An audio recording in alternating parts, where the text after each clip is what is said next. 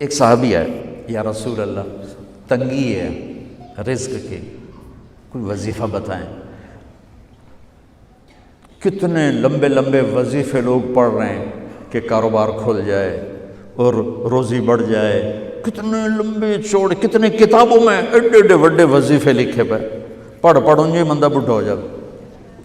میں قربان جاؤں یا رسول اللہ آپ کی شفقتوں پر، آپ کی رحمتوں پر، سنو یہ کرو، میری بات نہیں ہے، میرے نبی کی بات ہے۔ تجربے کی وجہ سے کرو گے تو کچھ نہیں ملے گا، یقین سے کرو گے تو دروازے کھلتے دیکھو۔ کہ یا رسول اللہ ارید ان یوسع علی رزقی، میں چاہتا ہوں میری روزی کھل جائے۔ تو آپ نے کہا ادم علی الطہارہ یوسع علیک رزقک، تو باوضو رہا کر تیرا رزق کھل جائے۔ کوئی زور لگتا ہے وضو؟ تمہارے ہاں تو سردی ہوتی ہی کوئی نہیں کہ بھئی ٹھنڈا پانی ہے کیسے وضو، یہ تو ہمارے لیے مسئلہ ہے کہ بھئی ٹھنڈا پانی ہے کیسے وضو کرو۔ وہ ہمارے گاؤں کا مراسی مجھے مل گیا، میں نے کہا چل نماز پڑھے گی، نہیں جی میاں جی سردی بڑی، نہ لے جاؤ سردی بڑی، مراسیوں کو سردی زیادہ لگتی ہے۔ میں نے کہا نہیں آج تک نماز پڑھا کے چھڑنا ہے۔ میں اس کو لے کے جب وہ ٹوٹی پہ بیٹھا نا، جو ہی ہاتھ پہ پانی، اوہ حالے ہو ٹھنڈا پانی، اوہ حالے ہو ٹھنڈا پانی۔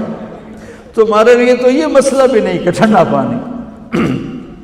میرے نبی کی یہ سارا مجمع لے لو، یہ اوپر مستورات لے لیں، ادم علی الطہارہ یوسع علیک رزقک، میرے نبی نے فرمایا باوضو رہنا شروع کر دے، اللہ تیرا رزق کھول دے گا۔ اب یہ اللہ رسول کی آپس کی بات ہے تو میری بات ہوتی تو دیوار پہ مار دو، تجربہ کرو۔ نبی کی بات کو تجربہ کر کے نہیں کرتے، یقین کے ساتھ کرتے ہیں۔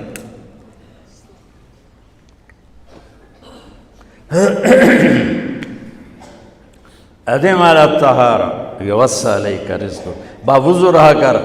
اچھا باوضو رہنے کے اور فائدے،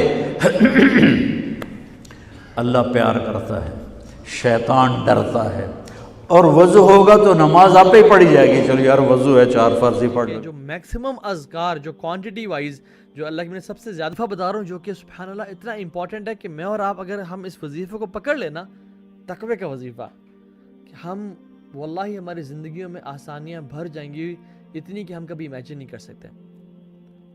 اور آخرت کی زندگی کیسی ہوتی ہے؟ دنیا تو اللہ تعالیٰ سنوار دیتے ہیں، اور آخرت کیسی ہوتی ہے؟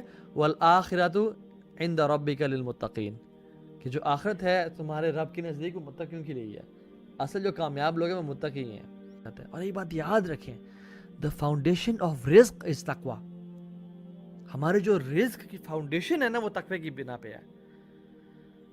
جو شخص چاہتا ہے اس کا رزق بڑھے، جو شخص چاہتا ہے کہ اس کا رزق میں برکت آئے، جو شخص چاہتا ہے کہ اس کا رزق میں کنٹینیوٹی آئے، وہ اللہ کا تقوی اختیار کرے، کیونکہ وَمَن يَتَّقِ اللَّهَ يَجْعَل لَهُ مَخْرَجًا وَيَرْزُقْهُ مِنْ حَيْثُ لَا يَحْتَسِبُ۔